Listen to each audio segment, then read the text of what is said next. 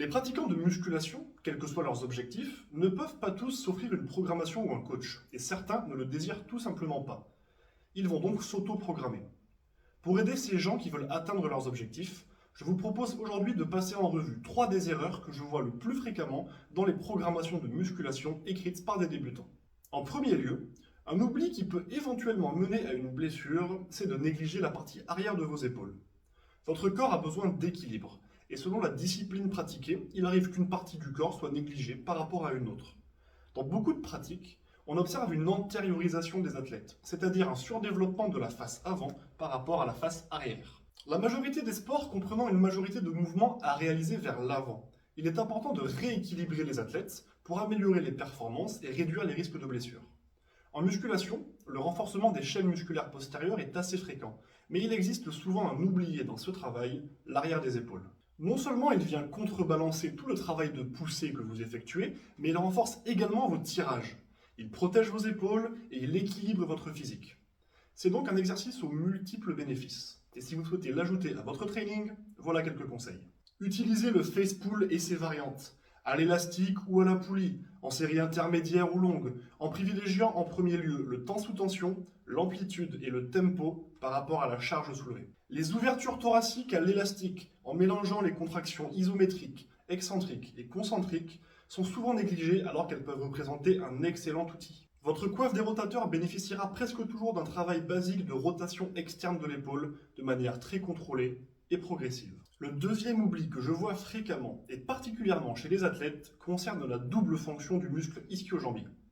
Ceux d'entre vous qui ont suivi une formation d'anatomie, quelle qu'elle soit, devraient savoir que le muscle ischio-jambier possède 2 fonctions, fléchisseur de genou et extenseur de hanche. Cet état de fait doit être pris en compte dans votre programmation.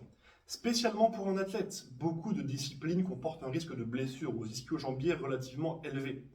Les renforcer dans toutes leurs fonctions et en amplitude complète représente déjà un excellent moyen de réduire le risque de blessure. Pour faire simple, la flexion de genou se fait principalement via les variantes de leg curl et de curl nordique, et l'extension de hanche principalement par les mouvements du type soulevé de terre roumain, GHD, reverse hyper. Pensez à inclure les 2 types de mouvements dans vos séances afin de vous développer harmonieusement, mais pas forcément dans toutes vos séances. Assurez-vous simplement de ne pas trop négliger l'un par rapport à l'autre.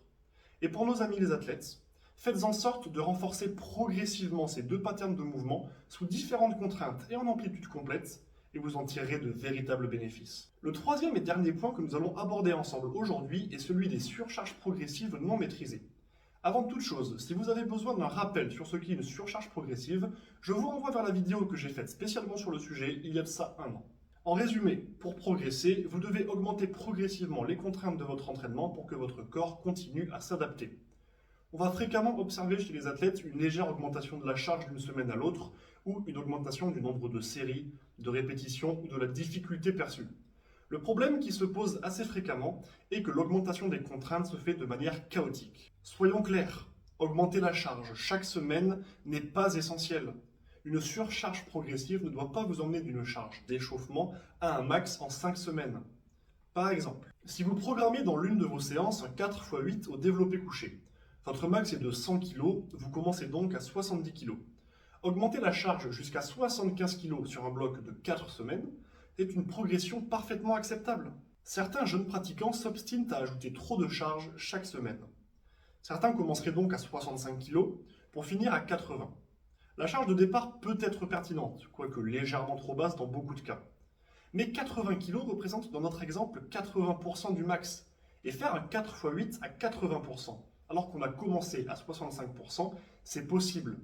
Mais le travail sera drastiquement différent de la semaine 1 à la semaine 4. Notez également que si vous avez un échec à chaque bloc alors que vous ne travaillez pas à l'échec, c'est qu'il y a probablement un problème dans votre programmation. Lorsque vous travaillez proche de votre max, il suffit d'un mauvais jour pour rater une barre. Lorsque vous travaillez à l'échec, c'est tout le principe d'aller chercher vos limites. Mais dans la plupart des travaux d'hypertrophie, vous n'êtes pas censé échouer fréquemment. Pour vous donner un repère, partez du principe que la difficulté doit démarrer à un point suffisamment élevé pour que vous puissiez travailler correctement et finir à un point que vous pouvez maîtriser, même si c'est plus dur. Et je précise que je parle bien ici de musculation classique. Il existe des méthodes qui justifient des fortes augmentations de charge et des échecs, mais elles sont rarement bien utilisées par les athlètes débutants et autoprogrammés. J'espère que cette vidéo vous aura été utile. Si vous avez des questions sur les points que je viens d'aborder ou d'autres interrogations sur le sujet, contactez-moi pour me les poser. Si vous avez des questions concernant votre diète ou votre entraînement, n'hésitez pas à me les soumettre. Si vous cherchez un coach ou un préparateur physique, mettez-vous en contact avec moi et nous échangerons afin de mettre en place un suivi adapté à vos besoins. Et si vous voulez que j'aborde un sujet en particulier dans ce type de vidéo, faites-le moi savoir. Sur ce, bon entraînement et n'oubliez pas, rendez-vous fiers.